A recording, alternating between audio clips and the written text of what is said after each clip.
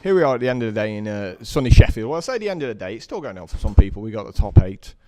So here's some guys who didn't make the top 8. We got Matt, who strangely wasn't in there at all, and Rob joining us with Neil. And what we're going to do is we're going to have a chat about a lot of the problems about winning a PTQ. Like not having enough skill, obviously, and important things like that. Yep. In a field of 200 people. But we're going to leave them to it, and we're going to bring in some other guys from time to time to have a chat about it.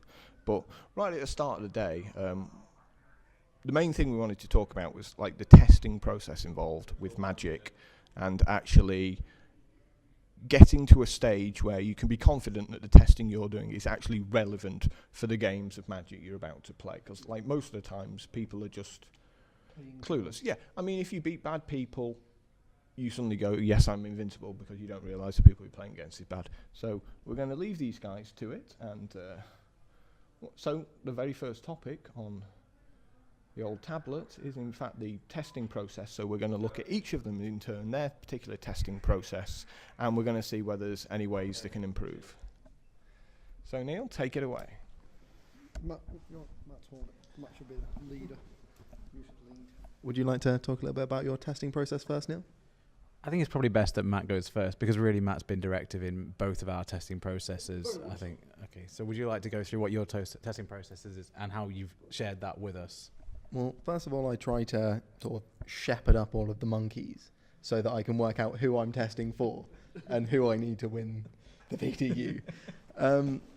No, it's a little bit more than that. I mean, the thing I do is I start, as I think a lot of people watching this will do, which is reading articles. The first thing a lot of Magic players do, and if you're not doing this, you're probably the exception, is wake up, check Channel Fireball, check Star City Games, maybe check TCG Player, less so, maybe the Mothership as well. The Mothership is the Magic website itself.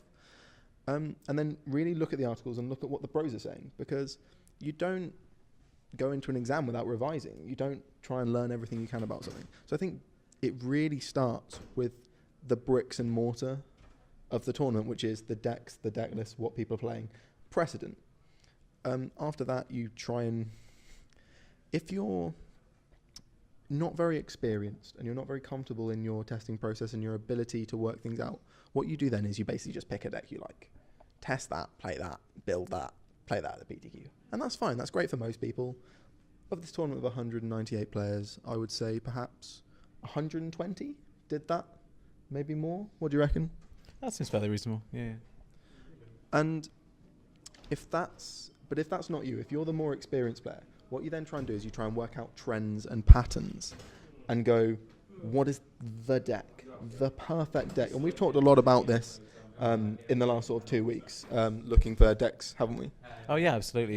You and I have been chatting together a lot on Facebook, on text messaging, and playing decks, playing Magic via various computer programs like Magic Online, and we've been trying out lots of different decks, trying to see what is the best deck, get a good feel for it. But we have been trying out a bunch of different things. We haven't been letting our personal prejudices say, I think this is the best. Because we had a few games of the Banner Hexproof deck, which is a deck I enjoy. You smacked me all over the place, and I said, right, well, I enjoy this deck, but that's not what I'm taking to the PTQ.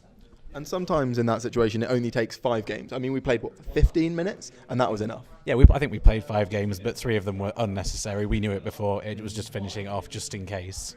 I think people talk a lot about the elusive best deck, the best deck in the room, the deck that just beats everything else. I mean, we've talked about that a lot, and you've been playing Magic for a number of years. So could you talk a little bit about that?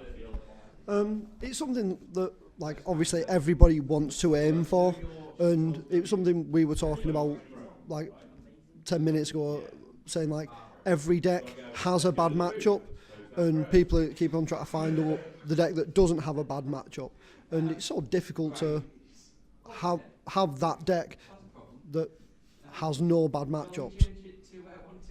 I think that what you're talking about is that makes sense. What you're talking about is that nowadays what you have to do is you have to find the deck with the fewest bad matchups.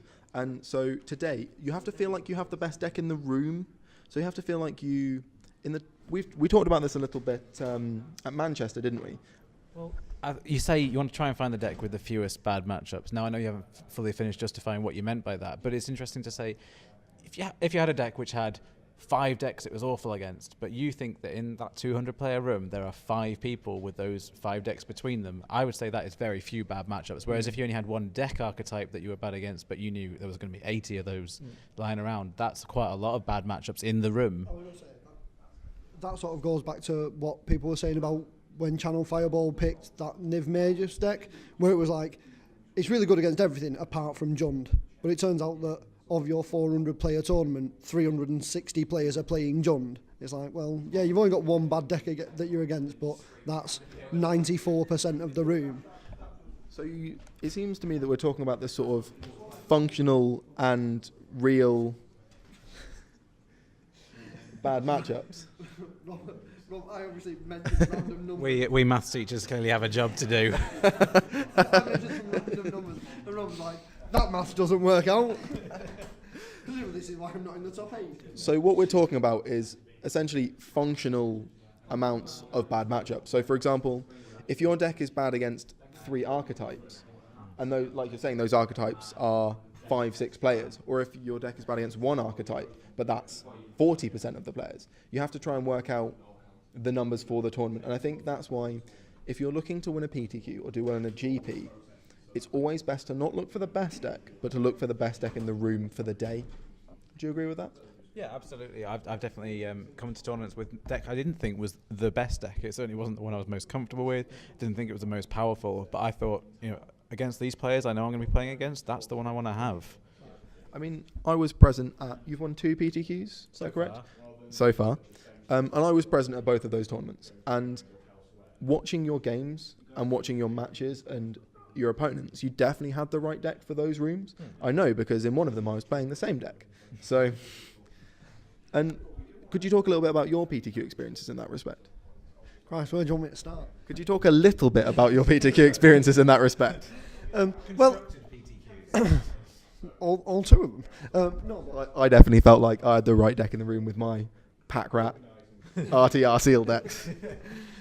it was something I mentioned earlier when we were talking, though, is one of the reasons I'm playing the deck I'm playing today is it was something that you suggested, and you have a proven track record of being able to essentially find the meta game and know what people are going to play and know what's going to be the best deck in the room. And like when you were saying about the number of bad matchups and what have you, like we played the hexproof Bogle deck in Liverpool, so like people were like, oh, I've only actually got like, I'm only really bad against the hexproof deck, and there was only me and you playing it. So like for them, like they've got essentially 2 bad matchups in the entire room, and so that's like where the numbers thing comes in. But it's like we obviously get to be people's bad matchups in that regard. When it comes to constructed, like you said, like my PTQ experience has been very much basically you have a few rounds where you try your best not to get paired against the other good players in the room, and then like I said, you use the information where you know that the good players are more likely to be playing this deck, and this is why I've chosen this deck, and you get favourable matchups there, and you hope to win your early rounds where you might get your bad matchup against players that aren't necessarily as au fait with what's going on, so you get a bit of an edge that way. It's something that Jack Mitchell-Burns was saying when we were speaking to him in Manchester, which was he doesn't feel like the tournament really starts properly until round 4 or 5, about halfway through, because after that, we've got people nodding in the background. That's when you filter out the chaff and the nonsense, and then you're suddenly playing the meta game, the good players, the people that are doing well because their decks are right for the day. And do you reckon that's true? Yeah, well, I actually think it's a mental slog if you feel like you're in the middle of the process. Say you're in round 3 and you think, oh, I'm around round 3. I'm gonna, of this top 8 of this PTQ. It does drain you just putting yourself into that context. The PTQs I've done the best at are the ones where I'm like, I walk in and I'm like, actually, I'm going to top 8 this bit. One game at a time. Not even that. It's just like I'm going to top 8 very easily, and so I'm just going to play some Magic until then. I'll just casually beat some people up at Magic, and then I'll get to play in the top 8 that I've registered for. We've got a little bit off topic, so getting back onto the testing process more specifically. So once you've worked out what your aim is, what you're looking to find, which I think we've very well defined, I think that for each person, then the process can be slightly different, because at that point, things like time constraints, things like the people you know, Magic is so much more about who you know than what you know these days. Especially like we've seen the advent of super teams, and they have changed the way Magic is played. And I think that having a group of people that you can just brainstorm with who are very good at the game and very knowledgeable really changes things. What do you reckon? I think so, but I think there's another thing, which is something me and Lee were talking about earlier, was that there's with the advent of social media, people are actually able to talk to pros. Like you can say something to them on Twitter or on Magic Online even, and they might respond. And like Luke Southworth, he's just won his quarterfinal match here. I think he's in the top 4. It's his third PTQ of the last PTQ of top 8 of the last 12 months. And I used to play with him when he was just starting out, and he's taken a lot on board. He's learning fast, but one of the things he does is he talks to pros on Twitter and he gets responses and he listens and so. I mean, he has a good group of players in Preston, but what he's doing is he's really reaching out to these voices that maybe they're not part of his testing team, but they're just happy to answer questions. They're just nice people. People that love Magic love to talk about Magic. And I think that's a really big thing. Yeah, I mean, definitely just to go back to Twitter point, I mean, it's something which I follow Luke around on that, or he seems to be in the same spots as me almost. I've seen him reach out to Brad Nelson, to Cedric Phillips, who's been streaming Act 2 Aristocrats, which is the deck he's on. I've seen him ask about specific matchups and get answers. Why did you board this way? Get answers from pros. I mean, it's just priceless information.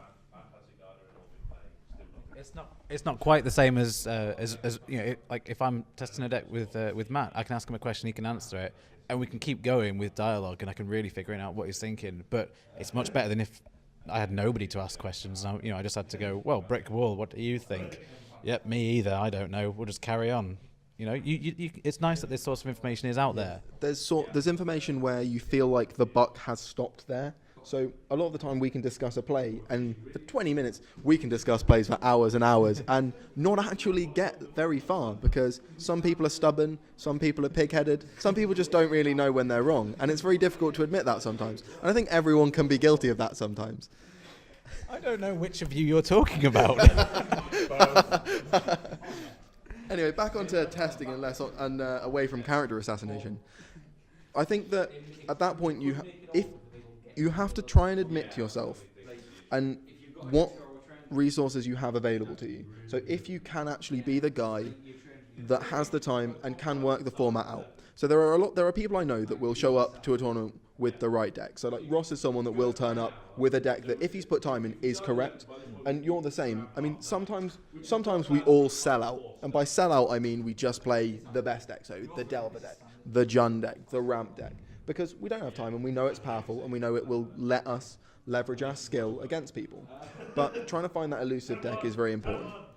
And so Ross has tested a lot recently for the Star City Games Invitational. Do you want to get his views on how he tested for that? Because I see what he went through. That sounds good. Hello, gorgeous. Good evening. So, what you said you tested quite a lot for the Star City Invitational. What could you walk us through that from start to finish, as vaguely or as in depth as you like? Well, I mean, I'm in an awkward position because I don't have a Modo collection and I don't really play Modo, Modo is a massively important part of modern day Magic. Like, I mean, that's certainly how like the super teams work. They play Modo. I think that's a really good way of putting it in those words. It's modern day Magic. Yeah, I mean, it's really hard. Like, I'm basically fighting an uphill battle because I don't play Modo. So sometimes I hit the right deck. I think today, like, I did pick a good deck. I felt like I had one bad matchup, but I hit it twice. That's just unfortunate. But I mean, for me, testing, because I don't have Modo, what I essentially did testing up the weeks before the Invitational, I basically took the top 8 of the previous Proto, because it was standard. I made up every single deck in that top 8. I played with and against every deck. Just grind the hours. Yeah. To get a feel for how each deck functioned, which deck I felt like shouldn't have been there, or perhaps like was going to be shouldered out because it wasn't the way the format was developing in the following weeks, because obviously people look at the top 8 themselves. They go, oh, okay, I like this deck, or this deck feels like the better deck. So certain decks kind of fall by the wayside. I mean, it was interesting, certainly for Standard, that Aristocrats obviously won that Pro Tour, but then completely fell off the radar. and it's very much making a comeback now, I feel. The lists have evolved. I mean, they're not these champion of the parish aggro decks anymore. They're this different sort of monster, different beast entirely. Yeah, it's a very different animal. They play in a different way. But I mean, the important thing, if you don't have Modo, I think, is you have, even if you're not actually going to play with those top 8 decks, you might play with a different 75 entirely, but it's basically worthless for you to just show up with your own 75. You have to have knowledge of what those decks that have top 8'd are, because then you know at least what your angle of attacks have to be. You need to know which direction you need to go out for whatever play style you're looking for. I mean, some people just gravitate towards aggro, some people gravitate towards control. You know, some people like to grind endlessly mid-range. Whatever. If you're a reasonably new starting player, I think it's important for you to play within your comfort zone at the PTQ. Yeah. You have to be aware that as much as we're opening a real can of worms when we talk about people's playstyles, it's something I have and could talk a lot about. But something I could talk about. But when your skill set is limited, you should apply your skill set to what you're doing. You shouldn't try and...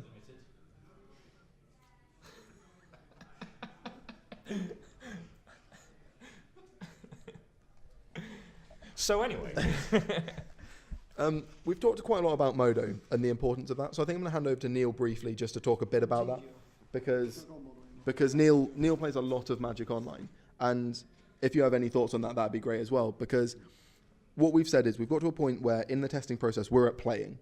So, and how you do that and the most efficient way to go about that's where we're going to go. So I think we'll go to Neil for a moment, talk about Modo, and then we'll come back. When you're talking about how efficient people are at testing, that's something me and you have spoken a lot about. And one of the things is people often confuse testing with playing cards. And there's an astronomical difference between when you sit down and you play your... And there's practice. Yeah. Like, practice is just... I mean, you can kind of define it however you feel like. They are different things, and you just need to learn to know which is which. So practice, for example, when I said that I built up every top 8 deck, that's more like practice to me. Well, sorry, no, that's more testing, because you're learning about the format. The practice is probably when you've picked your deck and you are then playing with your deck against what you expect the meta to be. Yeah, those two are different, but like what a lot of people do is they have their 60 cards and then they'll play their 60 cards and their mate will have their 60 cards and they'll just play them against each other and they'll be like, oh, what are you doing? And we're like, oh, we spent ages testing. And what they did is they'll have no idea what the results were. They'll have no idea which cards were of any relevance in the matchup. They won't have done any sideboarding, and they'll have just played their 60 cards against their mate's 60 cards. They'll have a sideboard, but they'll never use it. And they'll just play those two main decks against each other and then go, all right, I tend to win more often than I lose with this deck, so I'll play this deck. And then it's like, well, what about the other 15 available decks? And what about when you sideboard? I think that definitely is a common pitfall. But getting back onto Magic Online specifically. All right. What do you know is, like, I would imagine 3+ hours every day on Magic Online. Basically, on my left and right, we have two polar opposites on the Magic Online spectrum, which is someone who plays essentially no digital cards and someone who almost exclusively does it out of tournaments. And I definitely fall far more into the latter category. And obviously those things are conflicting. And Ross has basically said that you feel like almost a dinosaur in this digital world where you're losing out because you're not in touch with it. And do you feel like Magic Online is something that keeps you ahead of the curve? Well, but one of the things I've started doing recently is streaming, because part of my problem was what Magic Online does is make limited and drafting incredibly easy to do, and I'm a massive fan of that. So a lot of the time... The only time I do play a Modo is when I know that I'm going to be playing limited of some description. I will then play on Magic Online. I have a Magic Online account, and the only Magic Online I have ever played in my life is Draft and Sealed. That's it, period. I have never played a game of Constructed in my life on Magic Online. I think it's an incredible tool for limited. Yeah. But like, because I'm, for want of a better word, an addict of limited, I don't think there is a better word. It's something that, like, what I've started doing is, because I have quite an impressive Magic Online collection, I've sort of decided that what I want to do is get more into Constructed on Magic Online, because I'm one of the better limited players in the country, and like I would probably say you're the second best limited player in the country.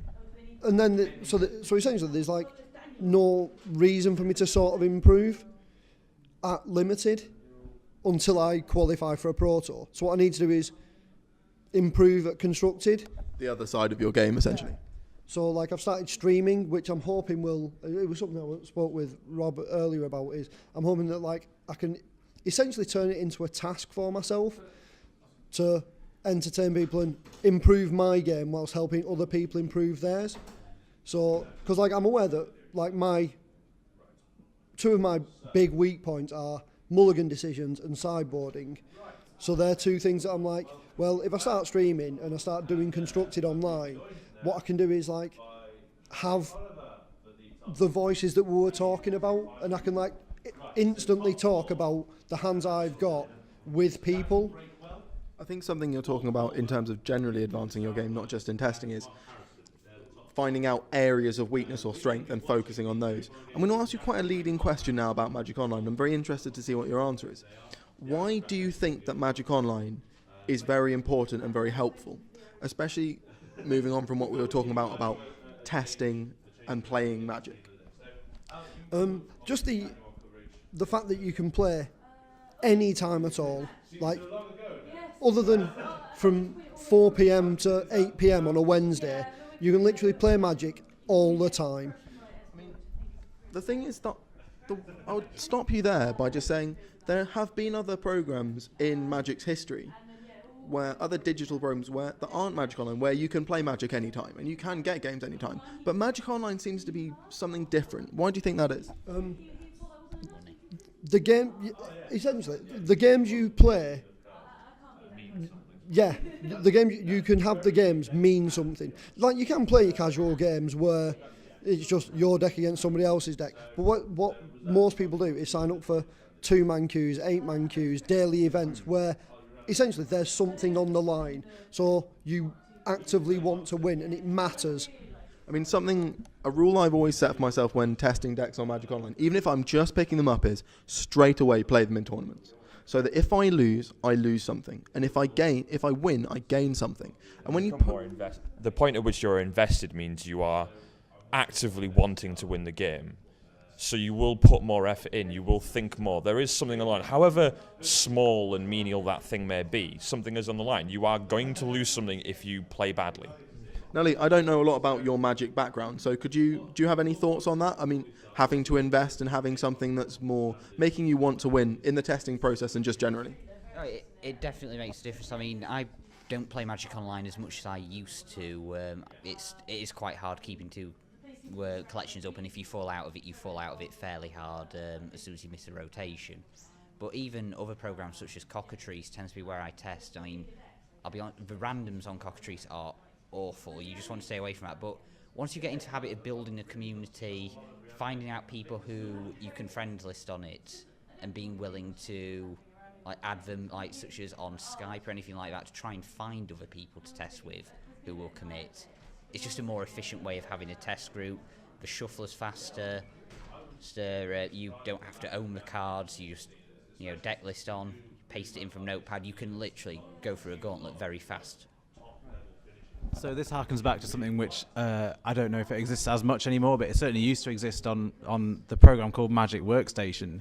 There was a website called Magic League, and there was a lot of people who played on Magic League. Neil saying he just played a bunch on it. There was loads of people from the UK. Chris Bateman was very involved. He doesn't play as much anymore, but he was very solid when he was playing. I know Paolo was very much involved. I think DZ, actually current high level streamer, I think he was quite involved. I could be wrong, but there's a lot of people from there. Oh, and Peter Dunn from the UK, and he's had a Grand Prix top 8, at least one. There's people there who it was like a worldwide testing group. They had, just as you were saying about you can add these people as friends, chat on Skype. Well, back then they had a website and forums, and it was a similar thing.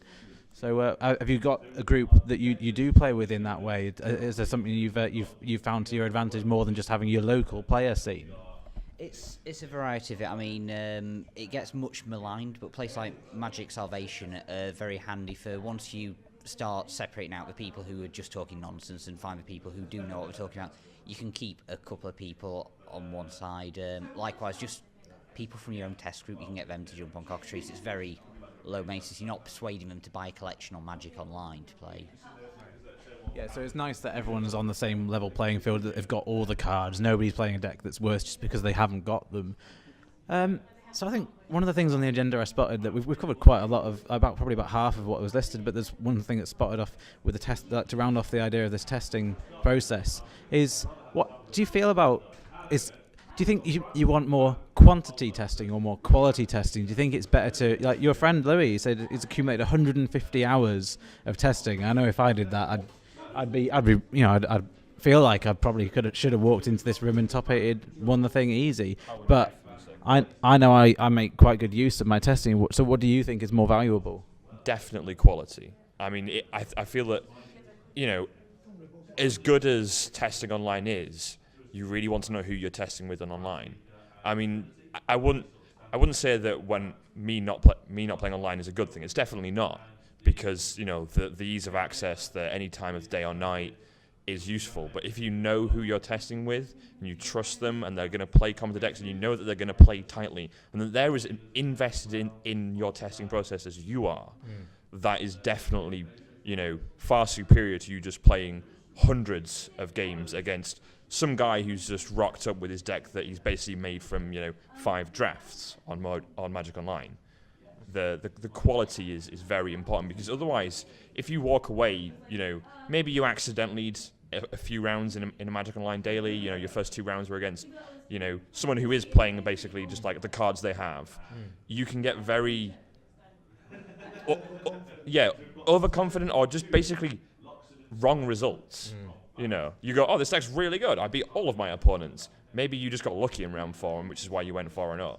Sure, and that's an idea I think a couple of us have mentioned throughout the day. But I think you mentioned 2 factors for quality there that I think really do sum it up, which is that quality of opponent. Make sure that you have somebody who is who's genuinely good, is trying, not just somebody who's good. Because I might maybe I don't care and I'm just chucking cardboard, wearing out sleeves as well. That's not going to be quality testing for my friend. So I would prefer not to do that, but I might do that. But as well as quality of opponent, there's also quality of deck, as you say, like.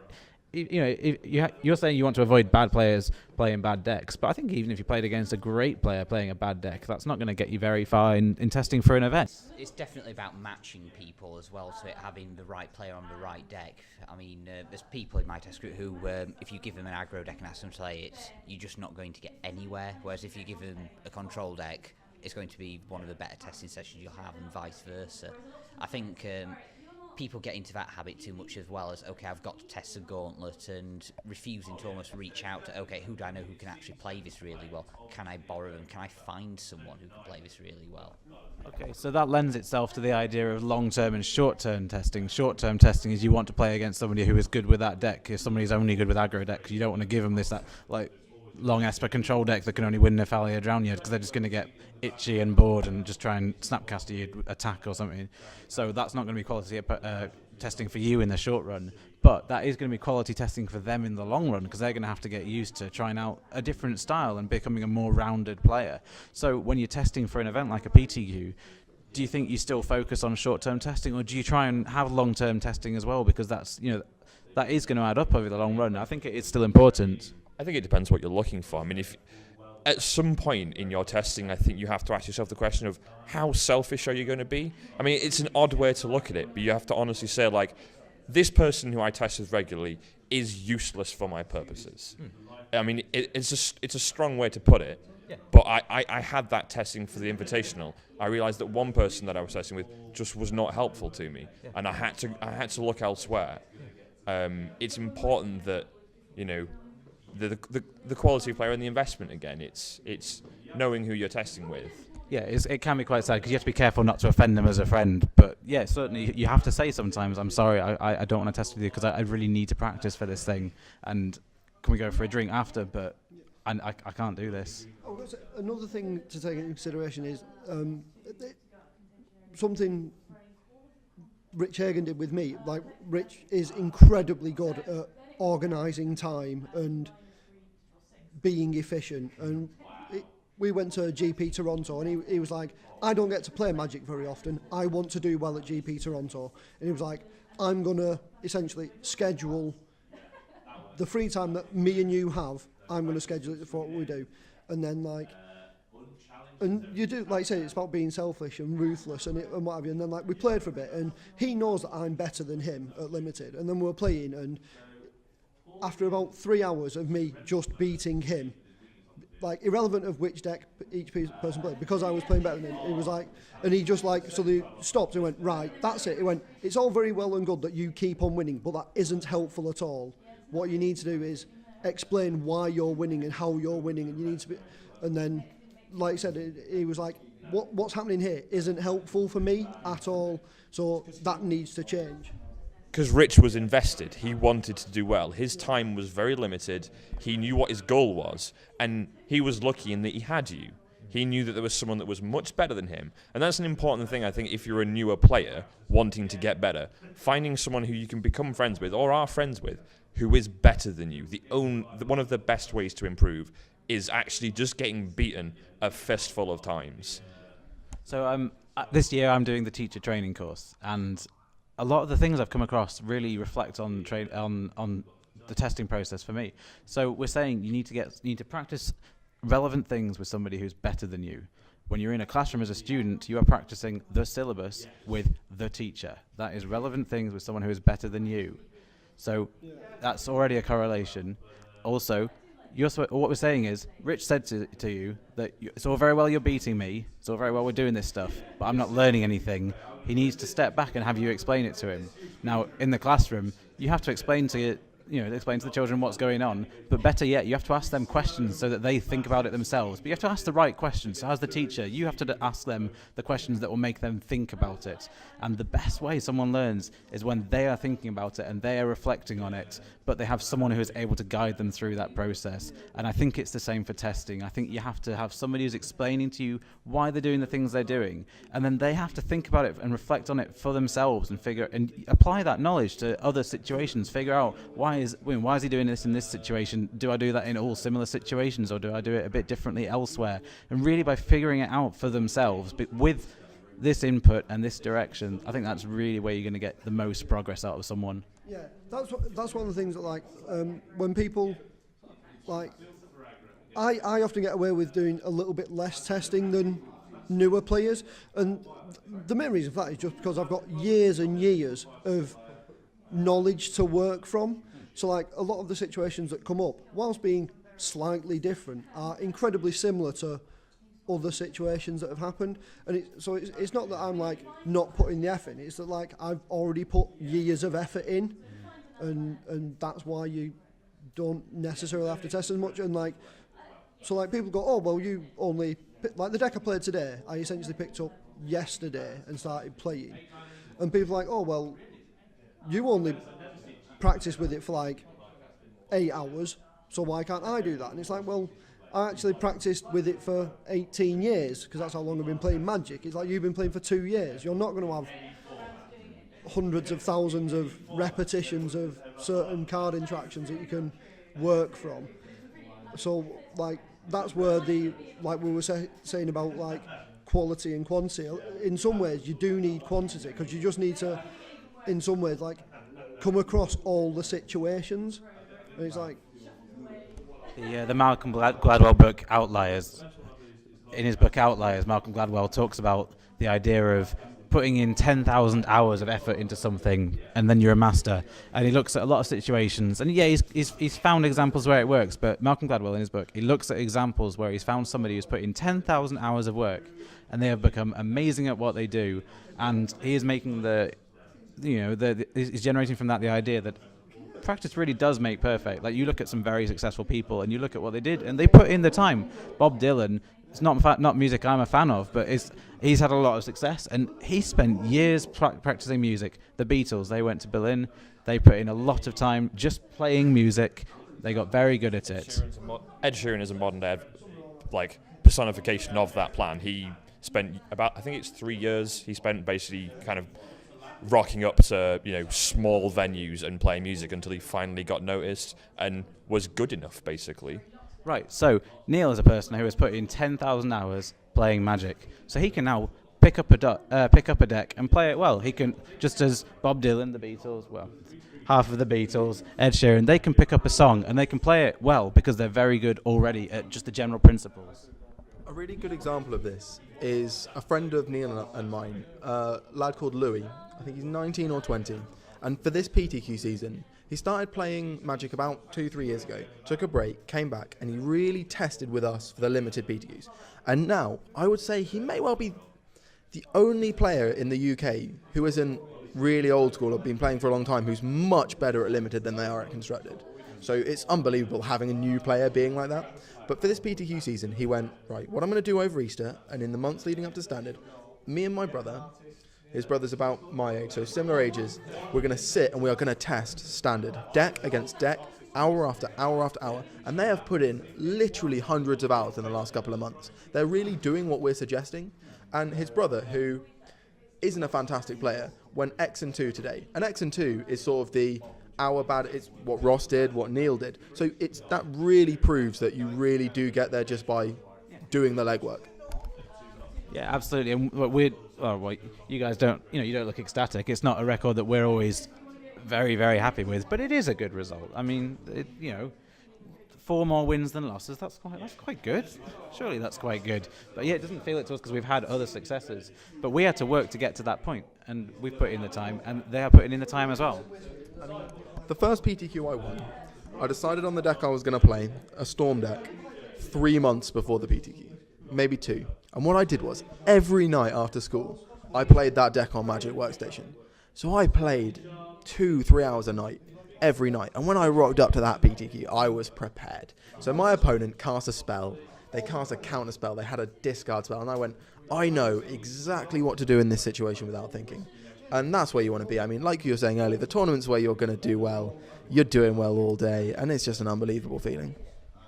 Yeah, I had exactly the same situation. The first PTQ I won, I had about a 3 month period leading up to it where I just had all the free time I could have wanted, and I practiced the heck out of my extended deck, won a PTQ. I also practiced the heck out of a Legacy Zoo deck, which not the best deck in Legacy, but I top 4 to GPT, went to a Grand Prix, came top 32, and that wasn't a great deck for the event, but I played so much.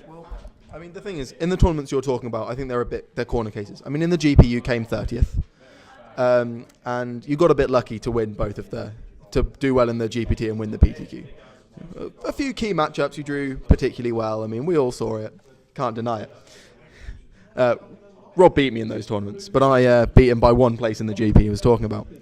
And the thing is that you really do get that feeling. And the point I would make in the testing process nowadays, though, is does Magic move too fast for that to work out in the way that we did it way back when? That's very interesting. I think it possibly moves a lot faster. There's a lot of more public coverage of events because I was able to test for 3 months because nothing was going to change. I definitely think it moves too fast now. I mean, I've been playing Magic competitively for, say, 7 years, and 7 years ago, the hive mind that exists now did not exist. Like, at heart, I am a deck brewer. That's what I do. It's what I love to do. I'm always looking for a hole in the metagame that I can exploit in some way, shape, or form.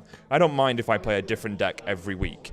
These days, I simply cannot do that. The format changes so fast. Good decks are found so much quicker and fine-tuned by thousands of people worldwide that you can't, I don't think, certainly in Standard, it's potentially possible in older formats. So Legacy is a perfect example of a format where if you have enough knowledge just of the cards that exist, you can leverage your skill regardless of what deck you're playing. I feel like I reasonably regularly prove that. Like last weekend at the SCG Invitational, I didn't do very well in the Invitational, but in the Legacy Open I did fairly respectably.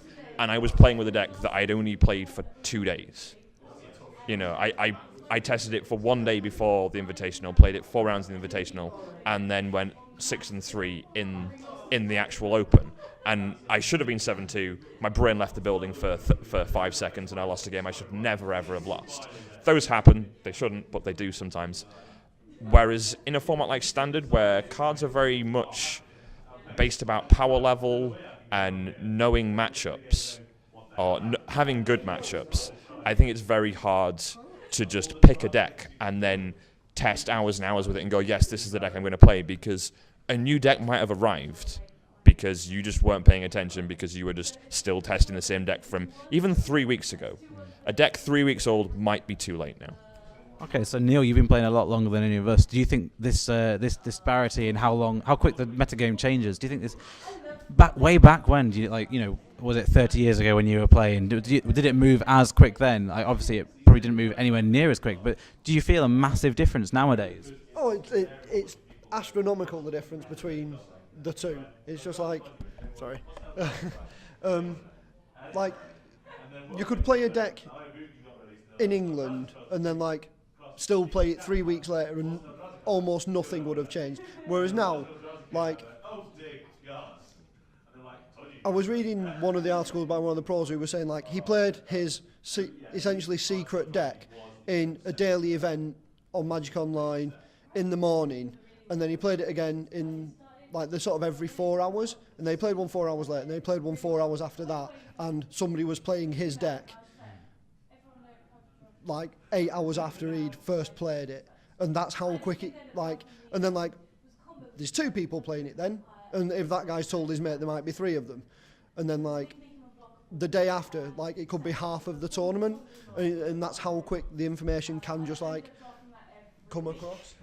So there's an old saying that people use about Magic, which is that one great strategy for a PTQ season is pick a deck at the start, practice the heck out of it, you'll be fine all the way through. Do you think that maybe that's an idea rooted in these old days where the game didn't progress as quickly? Do you think that there's any merit to say that's not a good strategy anymore?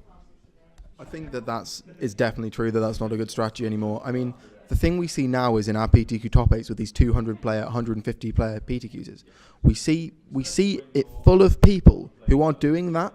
They're just playing their one deck. However, they're only getting there a lot of the time, no disrespect to these guys, because it's their week. So this week the Naya deck was good. Next week the Jun deck is good. So the guy that plays Jun, that week he has a wonderful day. But the week before he just got battered by the Naya deck. And I think that can get you one top 8. But I don't, or maybe 2, and maybe even a win if it really is your day. But it can't get you the 5 top 8s to give you that chance every time. And I think that players we're very privileged and blessed that we have this skill set to draw upon, that we can swap every week. So the fact that in our testing process works, we've looked at 5 decks in the last 2 weeks, and in depth, and that's incredible, and we're lucky.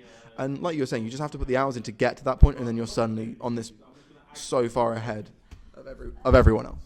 Yeah, it is nice to have draw on, although, if people want to get to that point, they just have to put the time in, like your friend Louis is. It really is probably as simple as putting the time in.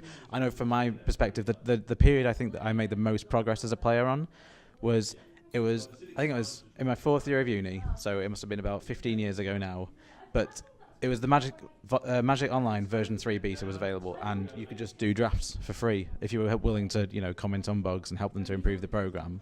You could draft for free, and I drafted a lot. That summer, I drafted 4 times a day, 5 times a day maybe. I just drafted over and over. I got a lot better. See, I think the period where you most improved as a player and were the best player you were is the same as for me. It was the Wags, Light, Bateman era, where we would turn up to PTQs, and the 3 of us had worked hard, and we'd been testing with each other, and we'd been talking loads, and they had this clique that always had the answers. And sometimes you guys would be on the wrong deck, and I would be on the right deck, and other times we'd all be on the right deck, and that would be it. And I'm not that conceited. I am. But it was things like we'd all have the Scapeshift deck one week. We might have different variants, but we were always on Scapeshift. And that was an amazing time. Then Bateman dropped off, you dropped off, and now I'm starting to drop off. But those were the times when you have this clique and you have this. What Ross was saying earlier was a really big thing that I wanted to comment on, but I wasn't here, was having people who have the same aims as you from the testing process. So Ross and I are going to be testing, theoretically, for a tournament coming up in a month or 2. And what we're going to do is we're going to lock ourselves in a room for 2 days, and we're going to we're going to test. We're going to grind out the hours and we're going to work it out. And having people who you can shout down about a play and they love you for it because they want the answer too is really important. Yeah, it's about not taking it personally. They're not shouting it down because they want you to shut up. It's because, no, actually, I don't think you're quite right. Should we discuss this further? So, what else do we have on the agenda, Robo? Or are you wanting us to? No. Okay, so does anyone have anything they really, really want to talk about? Any burning questions? Because I think we're making a lot of good progress there. I've certainly felt a bit inspired a couple of times. So.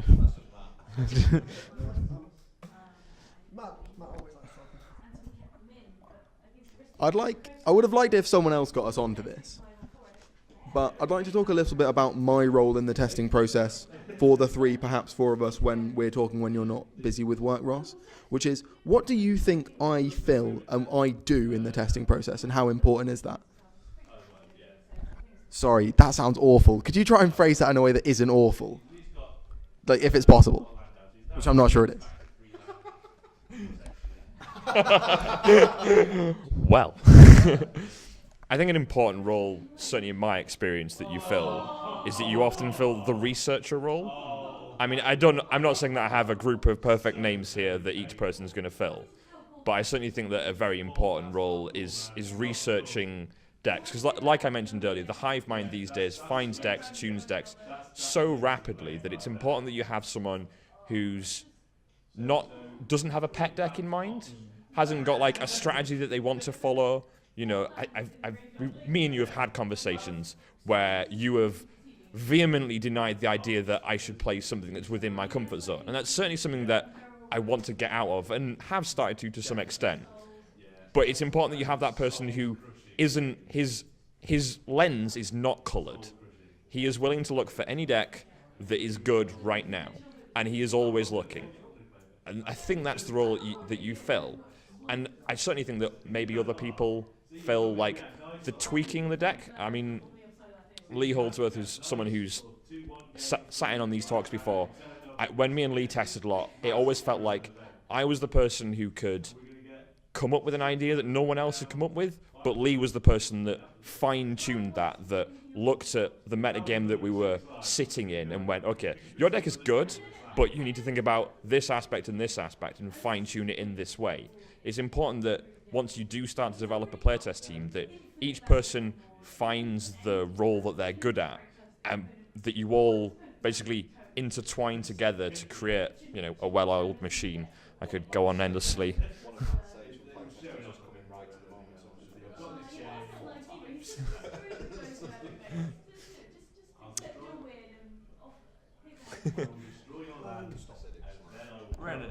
So I think what Matt does is Matt's very good at telling you, play this, and you go, all right, go on then. But actually, is there anything else anyone else wants to discuss on that matter before I lead it somewhere else? Okay, so one thing I've come across when I was streaming. All right, Matt, you're great. Are we good? Okay, one thing I've come across when I was streaming is someone in the chat, and there was one particular example. You said something. Someone in the chat will suggest a play, and I'll go, all right, yeah, because someone said it to me. I'll just assume they're right. It's human psychology. You see something and say it right. So there was one example where I had him play a random 2-1 or 2-2, and I had a Scar Guild Mage, the one who can make lands 4/4s and he can give you stuff trample. I had 5 mana in play, and my intuition was I'll make Wrecking Ogre, the 3/3 double strike that has Blood Rush to give something else +3/+3 blood and double strike. But my intuition was I'll make that because the other card I have in hand is Zertar Swine, and next turn I can make the Wrecking Ogre at 8/7 with trample and double strike, and he's dead. And then Neil in the chat, in all best intention, he wasn't trying to, make me do the wrong thing. He said, oh no, make Zertar Swine because Wrecking Ogre's a better Blood Rush card to have in hand. And, which that piece of information itself is correct. It is a better Blood Rush card to have in hand. But maybe he hadn't been looking as closely as I was because he had his own. He was in a draft himself. He had his own stuff he was doing. But I went, oh, Neil said that. Neil's awesome. I'll just do what Neil says. And I think you've probably done the same when I've said plays. You've just done it and you've just gone, all right, cool. They're probably thinking about it. I spent like a year and a half doing the same thing. Yeah, you spent a year and a half doing the same thing. So do you think do you think people just accept what they perceive as expertise too readily, even if it comes from expert sources? Do you think people need to think about that sort of thing more? This is something that Neil and I, and Tom Hull, as Neil mentioned, have talked about a great deal, especially with regards to the Team GP we recently played and top 20'd. We, in the car on the way to Utrecht, which is something like a 7-hour drive, door-to-door, 9-hour drive, we talked about how this was so dangerous for us, which is when you're thinking of a play and your friend who you know is good suggests one, you suddenly abandon your train of thought, you abandon your place, and you take theirs, and then you lose because of it, and you're just like, why did I do that? And I think it's a really common thing, and I think it's also a really common thing that people take pro wisdom and articles as that information and just blindly follow it. So X-Pro talked about Y deck, and it doesn't go very well. Yeah, like, I'm going to say, very quickly, like, part of the problem is a lot of the Magic is, again, with so much information that a lot of the time you ask about a play or somebody comments on a play, and they do it with the, like, I've not paid much attention, then you were like, oh, I'm going to make Wrecking Ogre for this reason, and I was like, well, no, you make the Zertar Swine because then you've got the Wrecking Ogre and you can give anything double strike, because that was just how I looked. I'd not taken the board state, how much life they were on. You weren't paying as much attention as I was, and not for a bad reason, just because that was the way it was. And it was something similar happened, like Matt said, at the Team GP, and Matt was like, oh, Matt had got a bit screwed, and they was like, oh, should I play this? And I was like, yeah, and they went, oh, but if I do this will happen. I was like, all right, well, don't then, because I was in the middle of my game, so we did, and then it turned out there was like other information involved, and it was just like, but because I'd said, oh, well, don't then, because you've given this little bit of information, and then I said don't, so obviously the psychological thing is, well, I'll not do it then. To sum up, you always take other people's opinions on game states as more as gospel than as opinion, and that's very dangerous.